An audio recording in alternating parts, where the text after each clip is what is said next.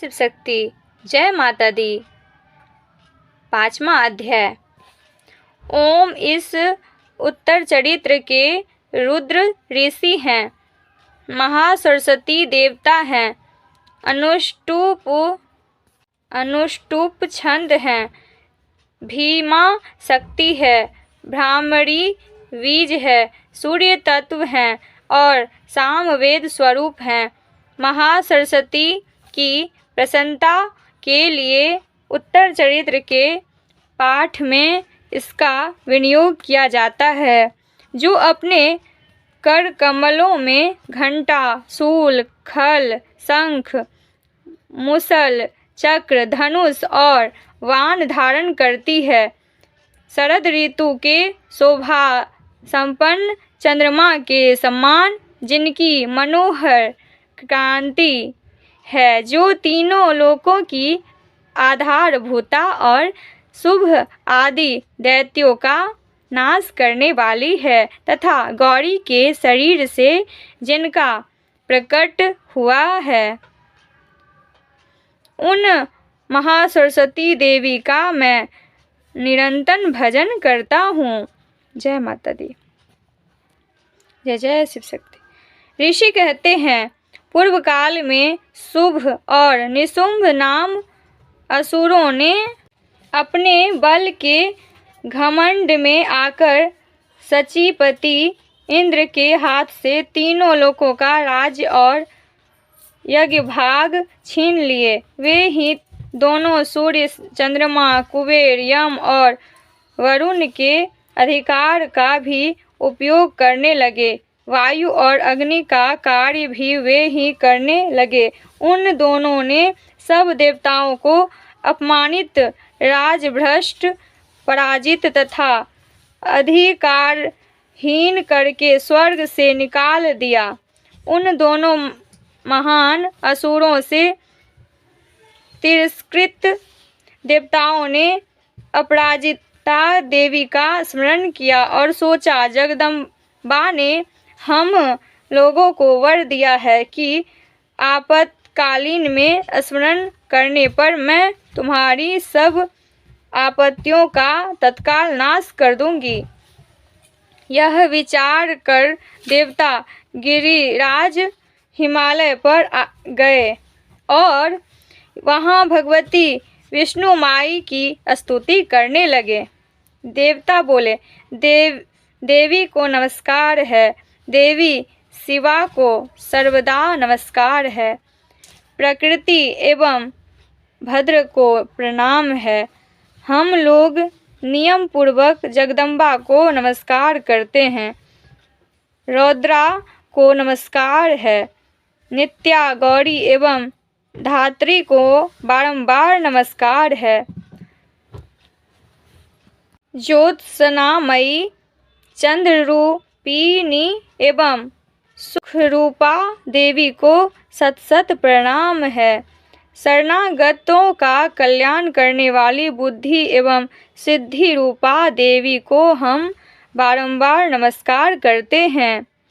नैत्रिति, राक्षसों की लक्ष्मी, राजाओं की लक्ष्मी तथा सर्वाणी, शिव पत्नी स्वरूपा आप जगदम्बा को बारंबार प्रणाम है। दुर्गा, दुर्गपारा, दुर्गम, संकट से पार उतारने वाली, सारा, सबकी सारभूता, सर्वकारिणी, ख्याति, कृष्णा और धूम्रा देवी को सर्वदा नमस्कार है। अत्यंत सौभ्य तथा अत्यंत रौद्र रूपा देवी को हम नमस्कार करते हैं, उन्हें हमारा बारंबार प्रणाम है। जगत की आधारभूता कृति देवी को बारंबार नमस्कार है। जो देवी सब प्राणियों में विष्णु माया के नाम से कही जाती है, उनको नमस्कार, उनको बारंबार नमस्कार। जो देवी सब प्राणियों में चेतना कहलाती है, उनको नमस्कार, उनको नमस्कार, उनको बारंबार नमस्कार। जो देवी सब प्राणियों में बुद्धि रूप से स्थिर है, उनको नमस्कार, उनको नमस्कार, उनको बारंबार नमस्कार। जो देवी सब प्राणियों में निद्रा रूप से स्थित है, उनको नमस्कार, उनको नमस्कार, उनको बारंबार नमस्कार। जो देवी सब प्राणियों में क्षुधा रूप से स्थित है, उनको नमस्कार, उनको नमस्कार, उनको बारंबार नमस्कार। जो देवी सब प्राणियों में छाया रूप से स्थित है, उनको नमस्कार, उनको नमस्कार, उनको बारंबार नमस्कार। जो देवी सब प्राणियों में शक्ति रूप से स्थिर है, उनको नमस्कार, उनको नमस्कार, उनको बारंबार नमस्कार। जो देवी सब प्राणियों में तृष्णा रूप से स्थित है, उनको नमस्कार, उनको नमस्कार, उनको बारंबार नमस्कार। जो देवी सब प्राणियों में शांति क्षमा रूप से स्थित है, उनको नमस्कार, उनको नमस्कार, उनको बारंबार नमस्कार। जो देवी सब प्राणियों में जाति रूप से स्थित है, उनको नमस्कार, उनको नमस्कार, उनको बारंबार नमस्कार। जो देवी सब प्राणियों में लज्जा रूप से स्थित है, उनको नमस्कार, उनको नमस्कार, उनको बारंबार नमस्कार। जो देवी सब प्राणियों में शांति रूप से स्थित है, उनको नमस्कार, उनको नमस्कार, उनको बारंबार नमस्कार। जो देवी सब प्राणियों में श्रद्धा रूप से स्थित है, उनको नमस्कार, उनको नमस्कार, उनको बारंबार नमस्कार। जो देवी सब प्राणियों में क्रांति रूप से स्थित है, उनको नमस्कार, उनको नमस्कार, उनको बारंबार नमस्कार। जो देवी सब प्राणियों में लक्ष्मी रूप से स्थित है, उनको नमस्कार, उनको नमस्कार, उनको बारंबार नमस्कार। जो देवी सब प्राणियों में वृत्ति रूप से स्थित है, उनको नमस्कार, उनको नमस्कार, उनको बारंबार नमस्कार। जो देवी सब प्राणियों में स्मृति रूप से स्थित है, उनको नमस्कार, उनको नमस्कार, उनको बारंबार नमस्कार। जो देवी सब प्राणियों में दया रूप से स्थित है, उनको नमस्कार, उनको नमस्कार, उनको बारंबार नमस्कार। जो देवी सब प्राणियों में तुष्टि रूप से स्थित है, उनको नमस्कार, उनको नमस्कार, उनको बारंबार नमस्कार। जो देवी सब प्राणियों में माता रूप से स्थित है, उनको नमस्कार, उनको नमस्कार, उनको बारंबार नमस्कार। जो देवी सब प्राणियों में भ्रांति रूप से स्थित है, उनको नमस्कार, उनको नमस्कार, उनको बारंबार नमस्कार। जो देवी जो जीवों के इंद्रिय वर्ग की अधिष्ठात्री देवी एवं सब प्राणियों में सदा व्याप्त रहने वाली है, उन व्याप्ति देवी को बारंबार नमस्कार। जो देवी चैतन्य रूप से इस संपूर्ण जगत को व्याप्त करके स्थिर है, उनको नमस्कार, उनको नमस्कार, उनको बारंबार नमस्कार। पूर्व काल में अपने अभीष्ट की प्राप्ति होने से देवताओं ने जिनकी स्तुति की तथा देवराज इंद्र ने बहुत दिनों तक जिनका सेवन किया, वह कल्याण की साधन भूता ईश्वरी हमारा कल्याण और मंगल करे तथा सारी आपत्तियों का नाश कर डाले। उदंड दैत्यों से सताए हुए हम सभी देवता जिन परमेश्वरी को इस समय नमस्कार करते हैं तथा जो भक्ति से विनम्र पुरुषों द्वारा स्मरण की जाने पर तत्काल ही संपूर्ण विपत्तियों का नाश कर देती हैं, वे जगदम्बा हमारा संकट दूर करें। ऋषि कहते हैं, राजन, इस प्रकार सब देवता स्तुति कर रहे थे। उस समय पार्वती देवी गंगा जी के जल में स्नान करने के लिए वहां आई। उन सुंदर भाव वाली भगवती ने देवताओं से पूछा, आप लोग यहाँ किसकी स्तुति करते हैं? तब उन्हीं के शरीर कोश से प्रकट हुई शिवा देवी बोली, शुंभ दैत्य से तिरस्कृत और युद्ध में निशुंभ से पराजित हो यहाँ एकत्रित हुए ये समस्त देवता यह मेरी ही स्तुति कर रहे हैं। पार्वती जी के शरीर कोश से अंबिका का प्रादुर्भाव हुआ था, इसलिए समस्त लोकों में कौशिकी कही जाती है।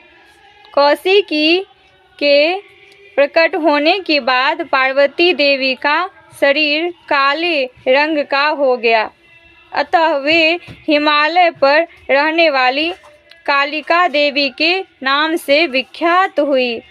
तदंतर शुंभ निशुंभ के भृत्य चंड मुंड वहां आए और उन्होंने परम मनोहर रूप धारण करने वाली अंबिका देवी को देखा। फिर वे शुंभ के पास जाकर बोले, महाराज, एक अत्यंत मनोहर स्त्री है जो अपनी दिव्य कांति से हिमालय को प्रकाशित कर रही है। वैसा उत्तम रूप कहीं किसी ने भी नहीं देखा होगा। असुरेश्वर पता लगाए वह देवी कौन है और उसे ले लीजिए। स्त्रियों में तो वह रत्न और उसका प्रत्येक अंग बहुत ही सुंदर है तथा वह अपने श्री अंगों की प्रभा से संपूर्ण दिशाओं में प्रकाश फैला रही है। दैत्यराज, अभी वह हिमालय पर ही मौजूद है, आप उसे देख सकते हैं। प्रभो, तीनों लोकों में मणि, हाथी और घोड़े आदि जिसने भी रत्न हैं, वे सब इस समय आपके घर में शोभा पाते हैं। हाथियों में रत्नभूत ऐरावत, यह परिजात का वृक्ष और यह उच्चय श्रवा घोड़ा, यह सब आपने इंद्र से ले लिया है। हंसों से जूता हुआ यह विमान भी आपके आंगन में शोभा पाता है। यह रत्नभूत अद्भुत विमान जो पहले ब्रह्मा जी के पास था, अब आपके यहाँ लाया गया है। यह महापंडा नामक नीति आप कुबेर से छीन लाए हैं। समुद्र ने भी आपको किंजलिकर्णी नाम की माला भेंट की है जो केसरों से सुशोभित है और आपके कमल कभी कुम्हालाते नहीं हैं। स्वर्ण की वर्षा करने वाला वरुण का छत्र भी आपके घर में शोभा पाता है तथा यह श्रेष्ठ रथ जो पहले प्रजापति के अधिकार में था, अब आपके पास मौजूद है। दैत्येश्वर मृत्यु की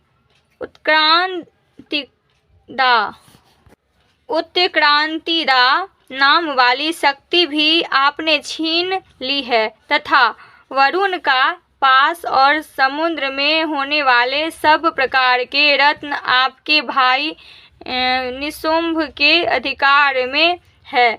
अग्नि ने भी स्वतः युद्ध किए हुए 2 वस्त्र आपकी सेवा में अर्पित किए हैं। दैत्यराज, इस प्रकार सभी रत्न आपने एकत्र कर लिए हैं। फिर जो यह स्त्रियों में रत्न रूप कल्याणमयी देवी है, इसे आप क्यों नहीं अपने अधिकार में कर लेते? ऋषि कहते हैं, चंडमुंड का यह वचन सुनकर शुंभ ने महादैत्य सुरगीवर को दूत बनाकर देवी के पास भेजा और कहा, तुम मेरी आज्ञा से उसके सामने ये बातें कहना और ऐसा उपाय करना जिससे प्रसन्न होकर वह शीघ्र ही यहाँ आ जाए। वह दूत पर्वत के अत्यंत रमणीय प्रदेश में जहाँ देवी मौजूद थी गया और मधुर वाणी में कोमल वचन बोला। दूत बोला, देवी, दैत्यराज शुंभ इस समय तीनों लोकों के परमेश्वर हैं। मैं उन्हीं का भेजा हुआ दूत हूँ और यहाँ तुम्हारे ही पास आया हूँ। उनकी आज्ञा सदा सब देवता एक स्वर से मानते हैं, कोई उसका उल्लंघन नहीं कर सकता। वे संपूर्ण देवताओं को परास्त कर चुके हैं। उन्होंने तुम्हारे लिए जो संदेश दिया है उसे सुनो। संपूर्ण त्रिलोक की मेरे अधिकार में है। देवता भी मेरी आज्ञा के अधीन चलते हैं। संपूर्ण यज्ञों के भागों को मैं ही पृथक पृथक भोगता हूँ। तीनों लोकों में जितने श्रेष्ठ रत्न हैं वे सब मेरे अधिकार में हैं। देवता राज इंद्र का वाहन ऐरावत जो हाथियों में रत्न के समान है मैंने छीन लिया है। क्षीर सागर का मंथन करने से जो स्वरत्न उच्च स्रवा प्रकट हुआ था उसे देवताओं ने मेरे पैरों पर पकड़कर समर्पित किया है। सुंदरी, उनके सिवा और भी जितने रत्नभूत पदार्थ देवताओं, गंधर्वों और नागों के पास थे वे सब मेरे ही पास आ गए हैं। देवी, हम लोग तुम्हें संसार की स्त्रियों में रत्न मानते हैं, अतः तुम हमारे पास आओ, क्योंकि रत्नों का उपभोग करने वाले हम ही हैं। चंचल कटाक्षों वाली सुंदरी, तुम मेरी या मेरे भाई महापराक्रमी निशुंभ की सेवा में आ जाओ, क्योंकि तुम रत्न स्वरूपा हो। मेरा वरण करने से तुम्हें तुलना रहित महान ऐश्वर्य की प्राप्ति होगी। अपनी बुद्धि से यह विचार कर तुम मेरी पत्नी बन जाओ।